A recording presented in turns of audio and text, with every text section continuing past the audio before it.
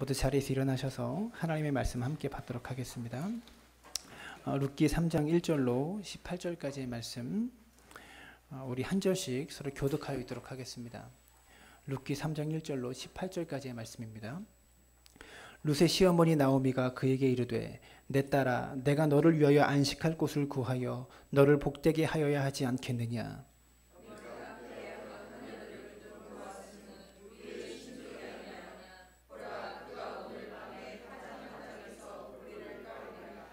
그런즉 너는 목욕하고 기름을 바르고 의복을 입고 타작마당에 내려가서 그 사람이 먹고 마시기를 다하기까지는 그에게 보이지 말고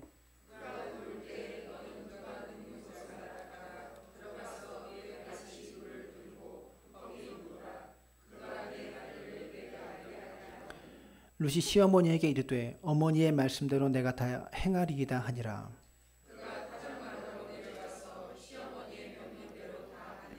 보아스가 먹고 마시고 마음이 즐거워 가서 곡식단 더미 끝에 눕는지라.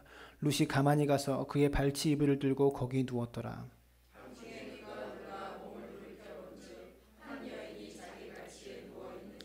이르되 내가 누구냐 하니 대답하되 나는 당신의 여종 룻이오니 당신의 옷자락을 펴 당신의 여종을 덮으소서. 이는 당신이 기업을 물을 자가 됨이니이다 하니.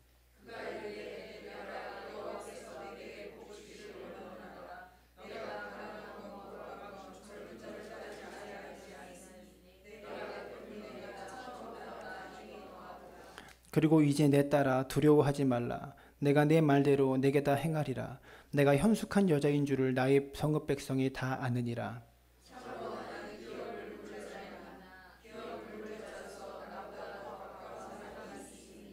이 밤에 여기서 머무르라. 아침에 그가 기업을 물을 자의 책임을 내게 이행하려 하면 좋으니 그가 그 기업 물을 자의 책임을 행할 것이라.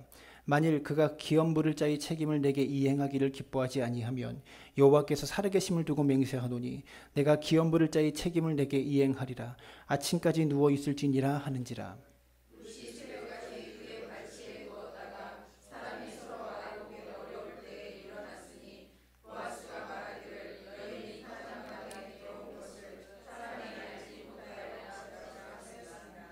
보아스가 이르되 내 겉옷을 가져다가 그것을 펴서 잡으라 하매 그것을 펴서 잡으니 보리를 6번 되어 룻에게 지워주고 성읍으로 들어가니라.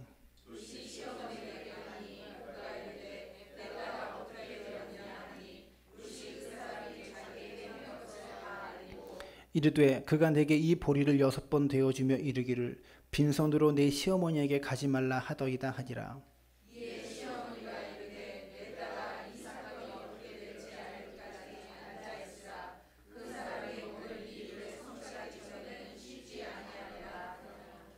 아멘.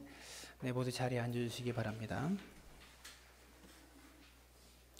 옆 사람 바라보고 인사합시다. 당신 때문에 행복합니다.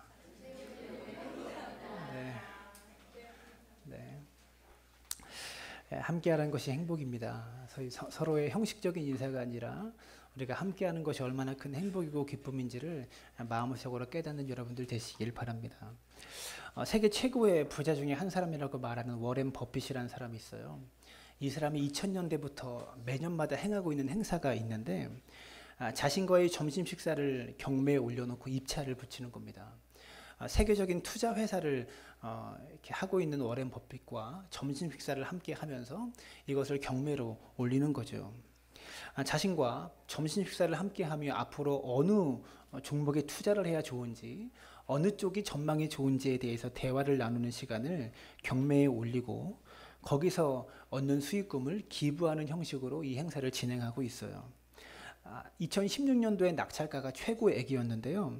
2016년에 345만 6,789달러에 낙찰되었다고 합니다. 우리나라 돈으로요 40억 3천만 원입니다. 점심 한 끼 같이 먹는데 40억 3천만 원 주고 이 사람과 먹는 거예요. 저하고 먹는 데는 돈 한 푼 안 들어요, 여러분. 올해는 또 할지 모르겠어요. 이것을 보면서 이런 생각이 들었어요. 투자의 귀재라고 불리는 이 사람과 점심 한 끼 함께 먹으면서 앞으로 이런 종목의 전망이 있다고 이야기를 나누는 것이 얼마나 귀하다고 여겼으면 40억이 넘는 그 돈을 주고 이 사람과 점심 한 끼를 함께 할까, 이 생각이 들었습니다. 그런 의미에서 오늘 저와 여러분이 크신 하나님의 은혜를 만나기 위해 하나님의 거룩한 역사를 경험하고 이 살아계신 하나님을 경험하고 체험하기 위해서 우리가 지불하고 있는 대가는 얼마나 되어질까, 이 생각을 한번 해볼 수 있었으면 좋겠습니다. 룻기의 배경이 되어지는 사사기를 보면 그 당시 상황이 너무나 악하고 나쁜 상황이어서 이 사사기가 계속되어질수록 점점 나빠지고요, 악함만 가득한 걸 볼 수 있습니다. 사사기 1장, 2장, 3장, 4장 넘어갈수록 오늘보다 더 나쁜 내일이 계속해서 기다리고 있었다라는 거예요. 그런데 같은 시대를 살아가면서도 이 룻기는 사사기와는 전혀 상황이 다른 그런 상황들을 보여주고 있습니다. 사사기와는 다르게 상황이 점점 좋아지고 있어요. 같은 시대를 살고 있는 사람인데도 말입니다. 지금보다 오늘보다 더 나은 내일이 계속해서 이어지고 있더라는 말입니다. 저는 오늘 이 자리에 계신 우리 사랑나무교회 모든 성도님들이요, 오늘보다 더 나은 내일을 경험할 수 있었으면 좋겠습니다. 우리가 살아가게 될 내일이 오늘보다 한 걸음 더 진보할 수 있고 오늘보다 한 걸음 더 성장하고 나아질 수 있게 되기를 주님의 이름으로 축원합니다. 그런데 우리가 그 은혜를 경험하려면 거저 주어지는 게 아니겠죠. 그런 복과 그런 은혜는 그냥 가만히 있으면 굴러 들어오는 것이 아니겠죠. 뭔가 대가가 필요합니다. 여러분, 구원은요, 선물로 받는 겁니다. 거저 받는 겁니다. 값없이 주어지는 것이 구원의 은혜입니다. 그러나 축복은, 성령은 그냥 받는 게 아니에요. 성령 받기 위해서는요, 부르짖어야 되고요, 노력이 필요하고요, 헌신이 필요하고 땀 흘림이 필요합니다. 성령 세례는 그냥 주어지는 게 아니라는 거죠. 마찬가지입니다. 하나님께서 주시는 축복과 은혜도 마찬가지입니다. 하나님께서 주시는 복은요, 대가가 필요합니다. 헌신이 필요합니다. 희생이 필요합니다. 그래야 복받을 자격을 소유하고요, 그런 자격을 가진 자에게 하나님께서 복을 부어주신다는 거죠. 투자의 규제, 워렌 버핏과 대화를 하려면 40억의 대가를 지불해야 되는 것처럼 오늘도 우리가 하나님의 크신 은혜를 경험하기 위해서 뭔가 대가를 지불해야 한다면 우리는 과연 무엇을 지불해야 되는가, 이것을 함께 나누어 보기를 원합니다. 오늘 본문에 나오는 룻과 나오미의 모습을 보면서 우리의 삶 가운데 어떠한 대가가 필요한지를 함께 나누려고 합니다. 먼저 우리 삶 가운데 필요한 첫 번째 대가는 준비라는 대가가 필요합니다. 준비해야 합니다. 1절의 말씀에 보시면 이렇게 말합니다. 룻의 시어머니 나오미가 그에게 이르되 내 딸아, 내가 너를 위하여 안식할 곳을 구하여 너를 복되게 하여야 하지 않겠느냐. 나오미가 룻에게 이렇게 말하죠. 자신의 며느리 룻이 안식할 곳을 구해서 복되게 해야 되겠다라고 나오미가 마음을 먹고 결심을 합니다. 여기서 말하는 복은요, 고대 근동 지방에서 남편감을 염두에 두고 있는 표현이에요. 이 과부 룻에게 남편감을 염두에 두고 있는 그런 표현이다라는 거죠. 남편을 구해서 남편을 통해서 안식을 얻고 복된 인생의 결말을 이 룻이 얻어야 되지 않겠느냐라는 생각으로 이 나오미가 룻에게 제안한 거죠. 이미 2장에서 보아스가 이 엘리멜렉 집안의 기업 물을 짜였다라는 것을 알았기 때문에 나오미는 앞으로 보아스에게 기업을 물으도록 이렇게 하면 되겠다라는 정보를 입수한 것입니다. 나오미는 그 정보를 입수한 것에만 멈추지 않죠. 이제 이 일이 잘 진행될 수 있도록, 실현되도록 고민하고 생각하고 준비했다라는 사실입니다. 룻의 결혼을 위해서 준비합니다. 이 준비하는 과정을 우리에게 보여주고 있는데요, 이 과정이 좀 그렇습니다. 좀 그래요. 룻기 3장 2절부터 4절의 말씀 함께 읽습니다. 시작. 내가 함께 하던 하녀들을 둔 보아스는 우리의 친족이 아니냐. 보라, 그가 오늘 밤에 타작 마당에서 보리를 까불리라. 그런즉 너는 목욕을 하고 기름을 바르고 의복을 입고 타작 마당에 내려가서 그 사람이 먹고 마시기를 다하기까지는 그에게 보이지 말고, 그가 누울 때에 너는 그가 눕는 곳을 알았다가 들어가서 그의 발치 이불을 들고 거기 누우라. 그가 내 할 일을 내게 알게 하리라. 지금 나오미는요, 룻에게 너는 이렇게 행동해라 라고 지시합니다. 룻의 재혼을 위해서, 이 보아스와의 결혼을 위해서 나오미는 치밀한 전략을 짜게 되는 거죠. 먼저 남편감이 누구인지 확실한 타겟을 설정합니다. 누구로 설정합니까? 보아스로 딱 정해놓는 거죠. 그리고 행동할 날짜를 정합니다. 보리를 까부는 날로 정합니다. 요즘은 탈곡기가 있어서 쌀이나 보리를 수확하면 다 탈곡을 해주잖아요. 근데 이 당시는 사람이 도리깨로 치든가 아니면 이 부는 바람에 이렇게 보리를 까불면서 그렇게 탈곡을 했던 과정을 거쳐야만 했습니다. 그래서 보리 까부는 날로 날짜를 정하죠. 그리고 장소도 정합니다. 타작마당으로 장소도 정하면서 치밀한 계획으로 준비합니다. 당시는요, 이 추수해서 이 탈곡을 하려면 그 양이 엄청나잖아요. 그래서 수확을 하고 그 타작마당에 그대로 이렇게 쌓아서 올려놨던 거예요. 그래서 그 곁에서 주인이 자기가 추수한 것을 지키면서 잠을 잤던 풍습이 있습니다. 이게 이게 팔리고 창고로 들어가기 전까지 거기서 주인이 자신이 추수했던 것을 지키면서 그 쌓아놓은 단 옆에서 주인이 이불을 깔고 자는 것이었습니다. 그 타작마당으로 장소도 정하면서 치밀한 계획으로 준비하죠. 특별히 본문을 보면 너는 목욕을 하고 기름을 바르고 의복을 입고 타작마당에 내려가서 그가 눕는 곳을 알았다가 들어가서 그의 발치 이불을 들고 거기 누우라. 이렇게 말하고 있는 겁니다. 여러분 좀 야하죠? 무슨 옛날에 그 영화에서 그 갈대밭 사이에서 갈대가 흔들리는 그런 영화의 장면을 연상하게 하는 좀 그런 모습입니다. 그런데 이런 행동 지침을 일러주죠. 우리의 시선을 끄는 장면이 무엇이냐면 목욕하고 기름을 바르고 의복을 갈아입어라. 이 세 가지 행동입니다. 룻이 왜 이런 행동을 하였을까요? 나오미가 룻에게 왜 이런 행동을 시켰을까요? 이것은요, 단순한 행동이 아니라 고대 근동 지방에서는요, 과거를 단절하고 이제 새로운 일을 시작한다라는 그런 의식을 가지고 이런 일을 행하였다는 거예요. 대표적인 예를 든다면 사무엘하 12장 20절에 이런 말씀이 있습니다. 다윗이 땅에서 일어나 몸을 씻고 기름을 바르고 의복을 갈아입고 여호와의 전에 들어가서 경배하고 왕궁으로 돌아와 명령하여 음식을 그 앞에 차리게 하고 먹은지라. 다윗이 밧세바와 간음을 행했던 이후에 하나님께서 말씀하십니다.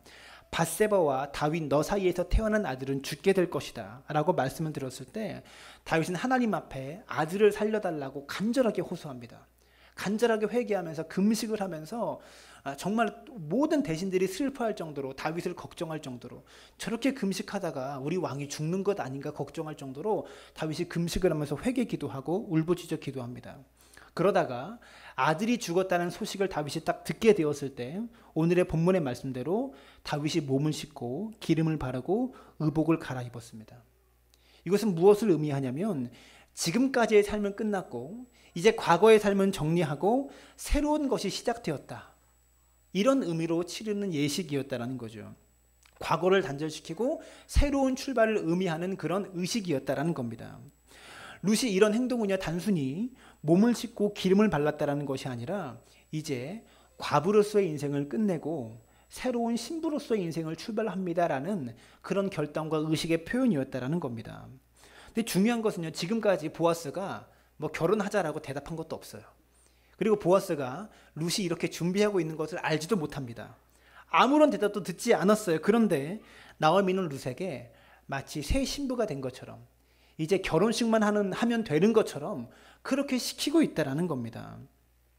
이 모든 것이 끝나서 이제 결혼만 하면 되는 사람처럼 몸을 씻고 기름을 바르고 의복을 갈아입었습니다. 이스라엘은 물이 흔한 지역이 아니에요. 목욕을 하는 것이 굉장히 어렵습니다. 그런데 목욕을 합니다. 그리고 기름을 발랐다고 하는데 이것은 향수를 뿌린 거예요. 마리아가 예수님의 발에 향유옥합을 깨뜨렸을 때 온 집안에 향기가 퍼진 것을 기억할 겁니다. 이 향유옥합은 한 방울만 떨어뜨려도 그 향기가 가득한 거죠. 매우 값지고 귀한 겁니다. 여성들에게 매우 값어치고 귀한 것이 향유입니다. 나오미는 모압으로 가서 다 망하고 왔죠. 향유를 살 돈이 없는 사람이에요. 그렇게 가정 형편이 넉넉한 사람이 아닙니다. 그런데 향유를 준비해서 몸에다 기름을 바르죠. 의복 하나 사 입는 것, 이거 역시도 나오미에게 쉬운 일이 아니었을 겁니다. 그런데 나오미는 이렇게까지 준비해서 마치 룻이 보아스와 결혼만 하면 되는 것처럼 이렇게 왜 준비하고 있느냐라고 하는 점입니다. 우리가 기억해야 될 진리가 바로 여기 있습니다. 준비하지 않은 사람에게 은혜가 주어지지 않습니다. 룻이 그날 밤 발치 이불을 들고 보아스 곁으로 갔다고 할지라도 머리도 꾀지지하게 하고 들어가고 아무 옷이나 걸치고 들어가고 밭에서 일하다가 온 땀 냄새 그 모습 그대로 들어가면 이 보아스가 매력을 느꼈겠습니까? 아무것도 느낄 수가 없었겠죠. 우리가 기억해야 될 진리가 바로 이것이라는 겁니다. 준비되지 않은 사람에게 은혜가 주어지지 않아요. 아무리 하나님의 은혜가 예비되어 있어도 그 은혜는 준비되어진 자들에게만 주어진다는 사실을 기억해야 됩니다. 2015년 2월 4일에 대만에서 비행기 사고가 있었습니다. 2년 전이죠. 대만에서 비행기 사고가 있었는데 58명이 탄 비행기가 대만 도심 항복판에 추락해버린 사건입니다. 사진 한번 보여주시죠. 놀랍지 않습니까? 비행기가요 도시에서 그냥 추락해버린 겁니다. 비행기의 추락 원인을 살펴보니까요 이륙한 지 얼마 되지 않아서 엔진이 한 개가 꺼졌다고 합니다. 비행기를 보면 양 날개에 엔진이 하나씩 두 개가 달려 있어요. 이륙한 지 얼마 되지 않아서 비행기의 엔진이 꺼진 겁니다. 하지만 비행기는 엔진 하나가 꺼졌어도 또 다른 엔진 하나가 남아져 있기 때문에 얼마든지 다른 비행장까지 날아가서 거기다가 불시착할 수 있었다는 거죠. 근데 조종사가 착각을 하고 이 비행기에 수평을 맞춰야겠다라는 생각으로 나머지 엔진 하나 남은 걸 꺼버렸어요. 수평을 맞춰야겠다는 생각으로. 엔진 두 개가 다 꺼진 비행기는 그대로 대만 도심 항복판에 추락해버렸다는 겁니다. 그래서 58명 중에서 탑승객 58명 중에서 43명이 죽게 되는 큰 사고였습니다. 근데 이와는 다르게 정반대의 결과, 똑같은 상황이었는데 정반대의 결과를 만들어낸 사고가 있었어요. 2009년 1월 15일에 미국 뉴욕에서 있었던 사건입니다. 비행기가요, 캐롤라이나로 출발을 했는데 155명을 태운 여객기가 이륙하고 2분 만에, 이륙을 한 지 2분 만에 이동하는 철새떼를 만난 거예요. 그래서 새가 엔진 속으로 들어가 버려가지고요, 엔진이 불이 납니다. 다시 공항으로 돌아가려고 했지만 엔진의 불이 주체할 수 없을 정도로 커져버린 상황이어서 다시 공항으로 돌아가기에는 고도가 너무 높았고 너무 낮았고 이 꺼진 엔진을 가지고 고도를 다시 불타고 있는 엔진을 가지고 고도를 다시 높이기에는 불가능한 상황이었다고 합니다. 도심 한복판에 떨어질 수밖에 없는 그런 상황이었어요. 그런데 이 비행사가요, 도시에 떨어지면 피해가 엄청날 것이다라는 생각을 한 기장이 이 비행기를 허드슨 강으로 몰기 시작합니다. 강가로 몰아가기로 시작하죠. 그리고 비행기가 허드슨 강가에 불시착을 시도합니다. 그래서 우리에게 잘 알려진 허드슨 강의 기적 사건이 2009년 1월 15일에 이 사건을 일으킨 겁니다. 사진을 보여주시죠. 이게 허드슨 강에 불시착해가지고요, 비상 착륙을 하고 양쪽 날개 위로 사람들이 싹 올라갔어요. 불시착을 한 다음에 이 날개 위로 사람들이 올라가기까지 걸린 시간이 1분이었다고 합니다. 이 비행기는 승무원 3명이 타고 있었는데 조종사 1명과 조종사 1명이었나? 이분과 승무원 3명이 타고 있었는데 일사불란하게 사람들을 이동시켜서 1분 만에 비행기 날개에 사람들이 딱 기다리고 있는 거예요. 그리고 불시착한 지 6분 만에, 이런 물 위에 비행기가 이렇게 떠 있으면 좀 있으면 가라앉겠죠. 6분 만에 구조가 시작되었고요. 23분 만에 모든 구조가 다 끝났다고 하는 것입니다. 그래서 단 한 사람도 다치지 않고 155명 모두가 구출되었습니다. 부상자 한 명도 없이. 이 비행기의 기장 이름이요, 체슬리 설렘버거라는 사람입니다. 그때 많은 기자들이 이 사람을 취재하면서 묻습니다. 어떻게 이런 일들을, 이 놀라운 기적을 일으킬 수 있었습니까? 라고 물었을 때 그는 이렇게 대답합니다. 나는 19,500시간의 비행과 수많은 비행들을 경험해 왔는데 그 수많은 경험들은 바로 이 순간을 위한 준비 과정이었습니다. 이런 이야기를 했어요. 그 인생에서 총 42년간 비행기를 몰았는데 그 모든 시간이 이 순간을 위한 준비 과정이었습니다라고 이야기하고 있었다는 거죠. 저는요, 나오미와 룻의 준비가 바로 이것이었다고 생각합니다. 이 룻의 인생에 굴곡진 인생의 세월들이 얼마나 많았겠어요.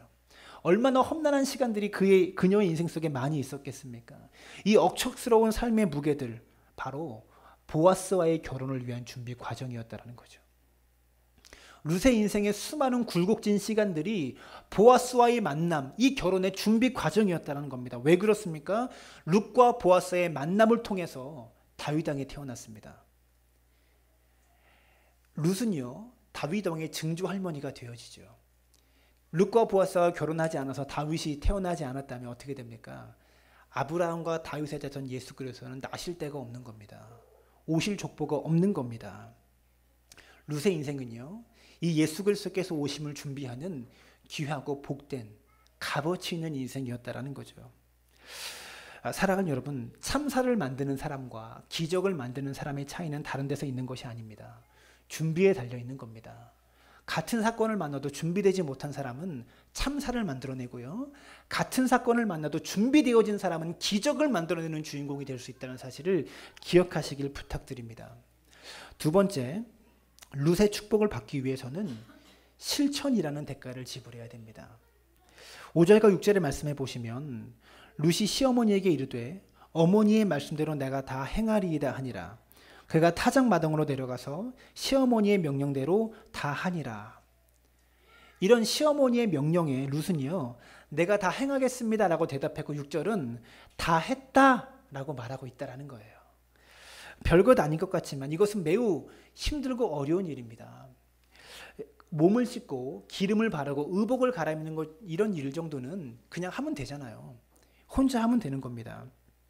나오미의 집안의 형편 속에 이것을 준비하는 게 어렵지, 일단 준비하면 그냥 입고 씻고 기름 바르면 되는 거예요. 하지만 4절의 말씀은 여인으로서 참 행하기 어려운 말씀입니다. 함께 읽습니다. 시작. 그가 누울 때에 너는 그가 눕는 곳을 알았다가 들어가서 그의 발치 이불을 들고 거기 누우라. 그가 내 할 일을 내게 알게 하리라 하니. 무슨 말입니까? 보아스가 그 타작마당에서 잠자리에 누우면 이불을 들고 들어가서 그 옆에 누우라는 겁니다. 마치 부부가 한 이불을 덮고 눕듯이 그렇게 누우라는 겁니다. 이 말씀은 그 밤에 보아스에게 청혼해라, 이런 명령이죠. 여러분, 이게 쉬운 일입니까? 어려운 일입니다. 룻이 아무리 시어머니의 말에 순종하고 싶어도 어떻게 이것을 순종할 수 있었겠습니까? 만약에 보아스가 소리 지르면서 룻을 쫓아낸다면 여인으로서 굉장히 수치스러운 일이죠. 또한 보아스가 나쁜 마음으로 룻을 이용한다면 이것 또한 얼마나 수치스러운 일입니까? 그런 일을 지금 나오미는 룻에게 시키고 있다는 겁니다. 그리고 룻은 이 일을 그대로 다 행했다라고 성경은 기록하고 있는 거죠. 7절 말씀해 보시면 보아스가 먹고 마시고 마음이 즐거워 가서 곡식탄 더미 끝에 눕는지라. 룻이 가만히 가서 그의 발치이불을 들고 거기 누웠더라. 보아스가 먹고 마시고 마음이 즐거웠다라고 지금 말하고 있는데, 이것은 술에 취해서 즐거웠다라는 그런 표현이 아니라 이제 추수를 마친 기쁨에 너무 즐거웠다, 이런 표현이다라는 거예요. 그리고 그 옆에 룻이 가서 마치 한 이불을 덮고 자리에 눕는 부부처럼 룻이 옆에 누워 있습니다. 이윽고 시간이 지나자 보아스가 이 사실을 알게 되죠. 8절입니다. 밤중에 그가 놀라 몸을 돌이켜본즉 한 여인이 자기 발치에 누워 있는지라. 이르되 내가 누구냐 하니 대답하되 나는 당신의 여종 룻이오니 당신의 옷자락을 펴 당신의 여종을 덮으소서. 이는 당신이 기업을 물을 자가 됨이니이다 하니. 9절의 말씀을 잘 보면 룻이 이런 말도 안 되는 일에 순종할 수 있었던 이유를 말해주고 있어요. 룻은 단순히 돈 많은 보아스에게 청혼을 하겠다, 돈 많은 남자를 내 남편으로 얻어서 인생을 좀 편하게 살아보겠다, 이런 세상적인 욕망 가지고 청혼하는 게 아님을 보여주고 있어요. 이는 당신이 기업 물을 자가 됨이니이다, 이렇게 말하고 있죠. 이 말은요, 보아스를 그저 신랑감으로 생각하는 것이 아니라 엘리멜렉 집안에 기업을 물을 의무를 가지고 있는 사람으로, 하나님의 율법을 신실하게 이행할 사람으로 생각하고 있다라는 겁니다. 그리고 그 율법의 순종함으로 말미암아 나를 살리고 무너진 엘리멜렉의 집안을 살려줄 사람으로 룻은 보아스를 그렇게 생각하고 있었다라는 겁니다. 룻이 이렇게 하나님의 율법을 붙들고 약속을 붙들고 실천하고 있다는 것을 증명하는 단어가 있어요. 바로 이어지는 보아스의 대답인데요. 11절입니다. 다 같이 읽습니다. 시작. 그리고 이제 내 딸아 두려워하지 말라. 내가 내 말대로 내가 다 행하리라. 내가 현숙한 여자인 줄을 나의 성읍 백성이 다 아느니라. 보아스는 룻을 가리켜 현숙한 여인이다라고 표현하고 있습니다. 여러분, 이렇게 한밤중에 발치이불을 들고 와서 자기 옆에 누워있는 여자에게 현숙한 여인이다, 이렇게 말하고 있는 거죠. 이게 말이나 됩니까? 앞뒤가 안 맞는 이야기 같죠. 여러분, 잠언 31장 10절부터 31절까지 긴 문장으로 현숙한 여인이 어떤 여인인지를 성경에서 설명해 주고 있어요. 우리 여성들은 이 현숙한 여인이라는 표현을 굉장히 좋아합니다. 그리고 어떤 분들은 이 카카오톡 그 프로필 이름에 현숙한 여인이라고 쓰는 분들이 굉장히 많아요. 특별히 결혼을 앞두고 있으면 그런 표현을 많이 하는데, 현숙한 여인이 어떤 여인인가? 룻기 31장에 설명하는데요. 10절부터 16절까지의 말씀을 한번 읽어봤으면 좋겠어요. 현숙한 여인에 대해서 시작. 누가 현숙한 여인을 찾아 얻겠느냐? 그의 값은 진주보다 더하니라. 그런 자의 남편의 마음은 그를 믿나니 산업이 핍절하지 아니하겠으며, 그런 자는 살아있는 동안에 그의 남편에게 선을 행하고 악을 행하지 아니하리라. 그는 양털과 삼을 구하여 부지런히 손으로 일하며 상인의 배와 같아서 먼 데서 양식을 가져오며 밤이 새기 전에 일어나서 자기 집안 사람에게 음식을 나누어 주며 여종들에게 일을 정하여 맡기며 밭을 살펴보고 사며 자기 손으로 번 것을 가지고 포도원을 일구며. 여러분 31절까지 계속해서 현숙한 여인이 어떤 여인인지를 말하고 있지만 분위기가 비슷해요. 잠언에서 말하고 있는 현숙한 여인이 어떤 여인입니까? 일 많이 하는 여인입니다. 일 많이 하는 여인을, 열심히 일하는 여인을 현숙한 여인이라고 말하고 있는 거예요. 양통과 삼을 구하여 부지런히 손으로 일하며 상인의 배와 같아서 먼 데서 양식을 가져오며. 먼 데서 양식을 가져오는 여자. 밤이 새기 전에 일어나서 자기 집안 사람들에게 음식을 나누어 주는 여자. 31절까지 더 심한 표현도 많이 나와요. 일 많이 하는 여자를 현숙한 여인이라고 성경은 기록하고 있는 거예요. 열심히 일하고 또 일하고 억척스럽게 일하는 여인, 이 여인이 현숙한 여인이라고 성경은 말하고 있습니다. 우리 사회 속에 인기 있는 여인은 어떤 여인입니까? 피부도 하얗고 날씬하고 얼굴도 이쁜 그런 여인을 현숙한 여인이라고 사람들은 생각합니다. 얼짱 같은 여인을 좋아하죠. 그러나 성경이 말하는 여인은 억척스럽게 사는 여인, 외모로 먹고 사는 것이 아니라 성실히 일하고 실천함으로 자기 가족을 먹여 살리는 여인을 현숙한 여인이라고 성경은 기록하고 있다는 사실입니다. 보아스는 룻에게 이렇게 말합니다. 당신이야말로 현숙한 여인입니다. 억척스럽게 살아가는 여인입니다. 이렇게 말하고 있다는 겁니다. 이것은 우리가 매우 중요한 부분을 발견하는 겁니다. 왜냐하면 이 시대가 사사시대이기 때문에 그렇습니다. 사사시대가 어땠습니까? 사사시대의 여성은 어떻게 취급받았죠? 음란함이 가득했던 시대였고 하나님의 뜻을 따르지 않고 자기 속에는 옳은 대로 사람들이 막 살았던 시대입니다. 여인의 외모만 보고 남녀의 외모만 보고 사람들이 즐기고 싶은 대로 즐기면서 살았던 시대가 바로 사사시대였다는 거죠. 그런 시대에 보아스는 얼굴 이쁜 여인이 현숙한 여인이 아니라 성경이 말하는 억척스럽게 일하는 여인, 가족을 먹여 살리기 위해서, 시어머니를 먹여 살리기 위해서 자존심을 무릅쓰고 억척스럽게 살고 있는 이 여인을 현숙한 여인이다, 아름다운 여인이다라고 지금 보아스는 말하고 있는 겁니다. 여러분, 이 말씀은 오늘날 우리에게 동일하게 적용됩니다. 사람들이요, 외모만을 가꾸며 살아가는 시대에 하나님의 율법을, 하나님의 말씀을 삶 가운데 실천하기 위해서 열심히 노력하면서 억척스럽게 살아가려고 발버둥 치는 사람에게 하나님의 은혜와 축복이 주어진다는 사실을 말해주고 있다는 거죠. 사랑하는 여러분, 생각만으로는 아무 일도 일어나지 않습니다. 생각만으로는 무엇도 할 수 없습니다. 아무리 생각을 많이 해도요, 실천하는 발걸음이 없으면, 삶을 살아가는 억척스러움이 없으면 우리의 삶에 아무런 역사도 일어날 수 없다라는 거죠. 루즈벨트가 했던 연설 중에 경기장의 투사라고 그 제목이 붙여진 그런 연설이 있습니다. 제가 읽어드릴게요. 루즈벨트는 미국의 4선 대통령입니다. 대통령을 4번 연속했던 사람입니다.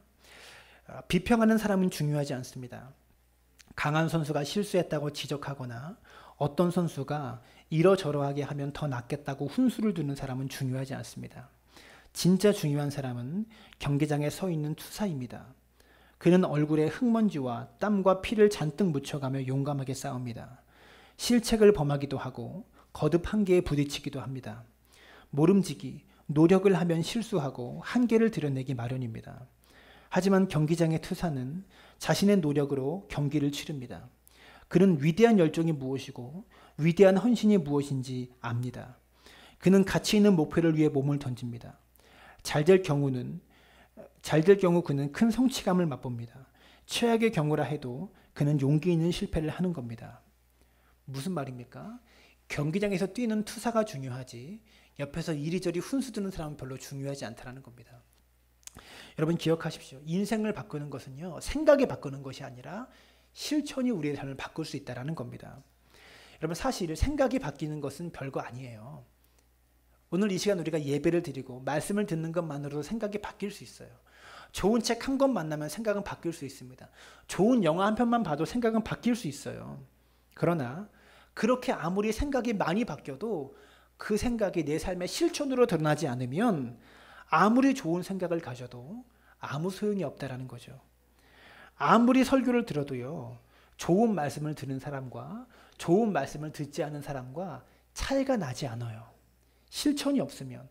여러분 어떻게 해야 차이가 납니까? 작은 휴지라도 주어야 되고요. 방이라도 닦고 쓸어야 변화가 일어나는 것이지. 생각하고 실천하지 않으면 생각 안 한 거하고 똑같습니다. 이것을 기억해야 돼요.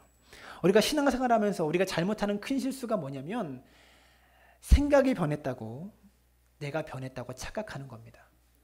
생각이 변한 것으로 내가 바뀌었다고 착각하는 겁니다. 여러분 설교를 들으면 참 그렇지. 맞는 말씀이지 고개를 끄덕이게 되죠. 근데 그렇게 내가 고개를 끄덕였기 때문에 내가 변한 게 아니에요. 작은 것이라도 실천하지 않으면 아무리 크고 놀라운 생각을 해도 생각 안 한 거하고 똑같은 겁니다. 오늘 룻은요, 말도 안 되는 일이지만 하나님의 약속을 믿고 기업 물을 자라는 약속을 믿고 율법을 믿고 실천했기 때문에 그 은혜를 경험하게 되었다라는 사실입니다. 세 번째로 보아스를 통해서 배우는 대가 지불은, 첫 번째와 두 번째는 룻을 통해서 배웠지만 세 번째 보아스를 통해서 배우는 대가 지불은 배려라는 대가입니다. 여러분 복은요, 사람을 통해서 오는 겁니다. 사람을 배려하는 법을 배우지 못하면 복이 오는 통로가 없다는 것을 기억해야 돼요. 10절부터 이어지는 말씀을 보면 보아스가 룻을 얼마나 배려하고 있는지를 보여줍니다. 그가 이르되 내 딸아 여호와께서 내게 복 주시길 원하노라. 내가 가난하건 부하건 젊은 자를 따르지 아니하였으니 내가 베푼 은혜가 처음보다 나중에 더하도다. 그리고 이제 내 딸아 두려워하지 말라. 내가 내 말대로 내게 다 행하리라. 내가 현숙한 여자인 줄을 나의 성읍 백성이 다 아느니라. 보아스는 룻을 향해서 엄청난 칭찬을 계속하고 있는 겁니다. 폭풍 칭찬을 하고 있어요. 룻이 결혼을 통해서 안정적인 삶을 살아가길 원했다면 젊은 남자와 결혼하는 게 훨씬 나은 거죠. 아마 보아스는 좀 나이가 있었던 것 같아요. 젊은 남자와 결혼하는 게 낫겠습니까? 나이 든 남자와 결혼하는 게 낫겠습니까? 젊은 남자와 결혼하는 것이 훨씬 더 오랫동안 안정적으로 삶을 살아갈 수 있는 거죠. 그런데 젊은 사람에게 찾아가 청혼하지 않고 이 보아스를 찾아와 청혼한 것은요, 룻의 인생이 잘 먹고 잘 살려는 것이 아니라 이 집안을 살리고 가문을 살리려는 하나님의 율법의 말씀에 충실했다라는 것을 보여주는 증거라는 것이죠. 그래서 지금 보아스는 룻에게 현숙한 여인이라고 다시 한번 또 칭찬을 거듭하고 있는 겁니다. 룻은 모압 여인이죠. 이방 여인입니다. 아무것도 없이 시어머니를 따라 낯선 동네에서 들어와 살고 있죠. 먹을 것이 없어서 그저 이삭 주우면서 살아가고 있는 그런 여인입니다. 비참한 삶을, 밑바닥의 삶을 살아가고 있는 여인이라는 거죠. 자존감이 낮아질 대로 낮아진 이 여인에게 이제 보아스라는 남자의 곁에 와서 발치 이불을 들고 자기 옆에 누워있는 이 여인에게 보아스는 이렇게 이야기합니다. 룻의 자존감이 얼마나 낮아져 있겠습니까? 그 낮아져 있는 자존감을 향하여 보아스는 칭찬해주고 인정해주면서 내가 안다. 너는 참 현숙한 여인이다. 너는 이럴 여인이 아니다. 라고 지금 말해주고 있는 겁니다. 그리고 이어지는 12절과 13절 말씀에 보면 한마디로 정리하면 내가 약속하겠다. 기업 물을 자가 내 앞에 앞선 순서에 한 사람이 더 있다. 절차상 그 사람에게 먼저 갔다 와야 된다. 그 사람이 있는데 그가 이행하지 않으면 내가 책임지고 이행하겠다라고 지금 말하고 있는 거예요. 보아스의 입장에서 생각해 보십시오. 룻이 찾아와서 청혼할 때 알겠다라고 말하면 끝나는 겁니다. 끝나는 거죠. 룻기의 내용이 이렇게 길지 않아도 됩니다. 그런데 오늘 본문은 보아스는요, 이 내용을 룻기에서 제일 길게 이야기하고 있어요. 이 룻을 칭찬하는 이 내용을 제일 길게 이야기하고 있다는 거죠. 이 긴 이야기를 통해서 보아스는 룻의 마음을 위로해주고 이해해주고 룻을 일으켜주고 세워주고 있다는 사실입니다. 그리고 이 타작마당에서 나가는 방법까지 일러줍니다. 13절과 14절인데요. 아침까지 누워있을지니라 하는지라. 룻이 새벽까지 그의 발치에 누웠다가 사람이 서로 알아보기 어려울 때 일어났으니 보아스가 말하기를 여인이 타작마당에 들어온 것을 사람이 알지 못하여야 할 것이라 하였음이라. 무슨 말입니까? 누워있을지니라 라고 말합니다. 원어들은 머무르다라는 말입니다. 머무르다, 가만히 있다 이런 의미예요. 즉 말 그대로 아무 일도 일어나지 않고 머물러 있었음을 말해주고 있는 거죠. 이 밤에 아무 일도 일어나지 않은 겁니다. 룻은 철저하게, 보아스는 철저하게 룻을 배려하면서 지켜주고 있다는 겁니다. 그리고 심지어 이 타작마당에서 나가는 것을 사람들의 눈에 띄면 안 된다. 이 여인은 부정한 여인으로 취급되니까 눈에 띄지 않도록 새벽에 나가라라고 말하면서 룻을 배려하고 있죠. 그리고 15절을 보면 볼이 6번 되어 룻에게 지어주고라고 말합니다. 보리를 6번 되어 룻에게 지어줍니다. 왜냐하면 혹시 사람들을 만나면 룻의 손에 뭔가 이삭이라도 주어져 있어야 이 여인이 아침부터 새벽부터 이삭을 주우러 나갔구나 이렇게 이야기할 거 아닙니까? 보아스는요 처음부터 끝까지 룻을 계속해서 배려하고 있다는 겁니다. 보아스는요 유력한 사람이었습니다. 유력한 사람이 무엇입니까? 돈 많고 힘있고 능력 있는 사람을 유력하다고 말합니까? 성경에 나타난 유력한 사람의 특징은요 단지 돈 많고 힘있고 권력 있는 사람이 아니라 약자를 위해서 자기가 가지고 있는 힘을 쓰는 사람, 이 사람이 유력한 사람입니다. 성경이 말하는 유력한 사람은 약자를 위해서 자신의 힘을 배려하는 사람을 유력한 사람이다라고 말하고 있는 거예요. 오늘날 우리는 힘의 시대를 살고 있습니다. 힘 있는 사람이 제일인 시대죠. 힘 있는 사람이 최고인 시대, 돈 있는 사람이 제일인 시대를 살고 있습니다. 돈 있고 힘 있고 권력 있는 사람을 유력한 사람이다라고 우리는 생각하고 있다는 거죠. 그런데 그와는 다르게 성경은요. 그 돈을, 그 힘을, 그 권력을 누구를 위해 쓰느냐, 어디에 쓰느냐를 가지고 그 사람의 유력함을 따지고 있다는 사실입니다.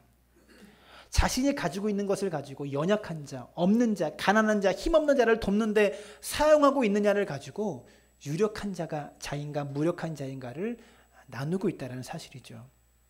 사랑하는 여러분, 하나님은 우리가 가지고 있는 힘을요 다른 사람을 위해서 쓸 수 있기를 원하십니다. 교회도 마찬가지입니다. 어떤 교회가 유력한 교회입니까? 돈 많은 교회, 성도가 많은 교회, 이 교회를 유력한 교회다, 힘 있는 교회다라고 사람들은 생각합니다. 하지만 아닙니다. 하나님 보시기에 유력한 교회는요 그 물질과 그 힘을 누구를 위해서 사용하고 있는가, 이것을 가지고 유력함을 따진다라는 것이죠. 우리가 가지고 있는 힘을 약자를 위해서 사용할 줄 알게 되어질 때 하나님은 우리를 통해서 일하신다라는 말입니다. 한때 베스트셀러였던 배려라는 책이 있습니다. 한상복 씨가 쓴 책인데요. 저의 시선을 끌었던 부분이 있어요. 이 한상복 씨는 배려를 이렇게 정의했습니다. 만기가 정해지지 않은 저축. 만기가 정해지지 않은 저축이라고 정의합니다. 그 말은 무엇이냐면 약자를 배려하는 것은 언젠가는 타게 될 적금이다라는 겁니다. 언젠가는 타게 될 적금. 여러분께 묻고 싶습니다. 여러분은 그 적금 얼마나 붓고 계십니까? 성실하게 잘 붓고 계십니까? 배려하는 적금 얼마나 붓고 계시나라는 거죠. 저는 우리 사랑나무교회 성도님들이 사랑과의 관계 속에서 이 적금을 꼭 타실 수 있게 되기를 주님의 이름으로 축원합니다. 말씀의 결론을 맺겠습니다. 사사기서를 읽어보면 오늘보다 더 나쁜 내일이 계속해서 이어집니다.